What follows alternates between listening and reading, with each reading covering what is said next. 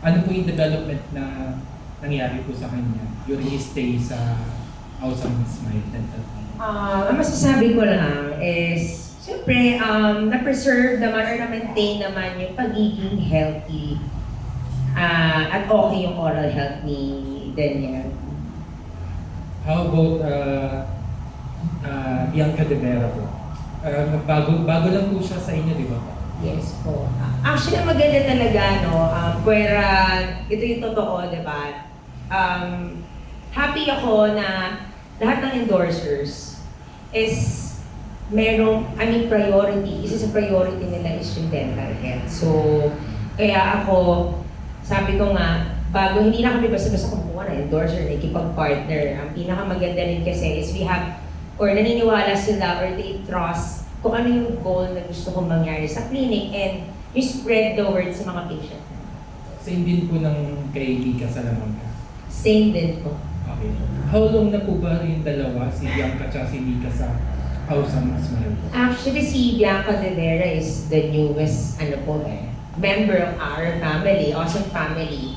Si Mika, I think 1.5 years since last year pa siya. Pero nung nag-visit po kami ng launching niyo, napakaraming celebrities na attendees. Lahat po ba yung naging brand ambassador niyo o sa mga client na po ninyo yung mga artista po na yun? Mga partners din po talaga namin. Like sila po talaga ay nag-visit din sa dental, part of the Awesome Family. Okay. Yung next question ko po, paano po nakatulong ang mga celebrity endorsers po ninyo sa marketing strategy po ng Awesome and ang pagkalahatan po ng inyong pong mga dental services? Ang mga celebrity endorsers talaga, for me, number one contribution nila sa Awesome Smile is yung credibility and at the same time, mas nagtatrust din yung pasyente. Kasi parang sila nagsiserve as role model eh. Di ba na, okay, sabihin natin example, si Daniel, si Mika na maganda yung teeth, inaalagaan yung teeth, and they, even though na busy sila, they still have time to visit the clinic. So, ang maganda kasi, yung mga fans and other people na nakakakita nun, at least, di ba, napapaisip sila, na-enlighten sila na dapat, alagaan din natin yung dental health. Madalas kasi, di ba, kung ano lang yung nakikita, yun lang yung nagiging priority, di ba? Aminin na natin, for example, bilik mata, di ba? Like eyelash, extension. Kumbaga, ang ipin kasi harap lang naman yung nakikita natin, eh, di ba? Sometimes, ang mga patient, madalas kasi na-encounter namin, kunyari, molar or bagang, no? Dahil likod naman yan, sige doc, bunutin mo na lang yan. Di naman kita yan eh. But, hindi nila alam na ang importante talaga is ma-save natin and healthy talaga. Hindi yung kung ano lang yung panglabas na issue. Thank you po. Ang next question po natin gagaling kay Jeffrey Perdon po, Kapamilya World Online.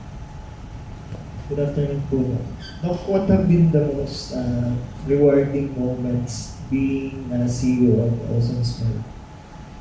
Rewarding moments is hindi ko iakalain na darating ako dito sa kung nasaan na ako ngayon. Kasi ang naging start kasi talaga ng clinic is sa baba ng bahay namin. So again, yun nga, first it is in the family na nanganap lang ako eh. Pero hindi ko akalain na darating pala din kami sa night branch, magkakaroon din pala kami ng mall branch, magkakaroon kami ng celebrity. Kasi kung makikita nyo rin talaga, humble beginnings talaga eh. Kaya very thankful din ako kay Lord, no, na gano'n pala talaga. Pag may maganda kang hangarin, genuine ka, authentic ka, kahit hindi mo siya hanapin, kusang dumarating din yung opportunity. Diba? So, pag lagi ka pang tumutulong sa iba, actually, ang very proud pa ako is yung hindi lang din ako tumutulong sa patient, sa ibang tao, but yung success din ng mga tao na tumulong din sa akin. So, syempre, number one is yung employees ko. Hindi ko naman magagawa ito nang mag-isa lang ako, diba? Kaya, lagi ko rin talagang sa mga interviews, lagi ko na may mention din yung support system. Aside from my family, is my employees. Kasi para sa akin, pamilya ko rin sila. Doc, nauuso po ngayon yung mga CEO and mga business owners na pumapasok na rin sa entertainment industry. And since po may connection na po kayo ngayon and nakakasalamuhan nyo na rin po yung mga celebrities, are there any plans po na pumasok na sa entertainment industry? Natatawa ako, no? I mean, alam niyo yun, honestly kasi talaga, nung bata ako, gusto kong mag-artista. Sino ba namang hindi, di ba? But syempre, as I grow older, no, madami akong gustong gawin, sa totoo lang. Hindi lang entertainment, but darating talaga sa point na kailangan mamili kasi hindi talaga kaya sabay-sabay yung lahat eh. Ako talaga ngayon, happy na ako na kilala lang ako, meron ako nakakasama na ganito kasi madaming learnings. Ako happy na ako ngayon sa ganun era eh, na okay, kilala si Doc Sam because I want to spread na yun nga, you have to prioritize your dental health.